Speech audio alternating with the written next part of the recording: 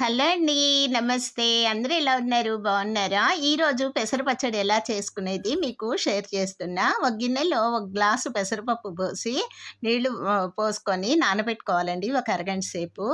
తర్వాత దీనికి కావాల్సినవి ఎండుమిర్చి, ఉప్పు, నిమ్మకాయి, జీలకర్ర అండి.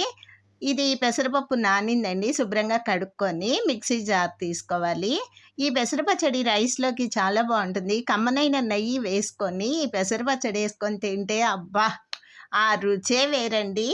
అట్లాగే జార్ తీసుకున్నాను. ఎండుమిర్చి, ఉప్పు, జీలకర్ర వేసి ఈ పెసరపప్పు అంతా గూడా అందులో చేర్చి గ్రైండ్ చేసుకున్నా మెత్తగా.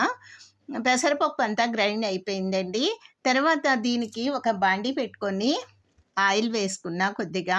ఆవాలు, జీలకర్ర, కరేపాకు, ఇంగువ వేసుకున్నానండి. ఒక నిమ్మకాయ చెక్క తీసుకొని దానిలో పిండుకుంటే టేస్టే వేరుగా ఉంటుందండి పెసర పచ్చడి.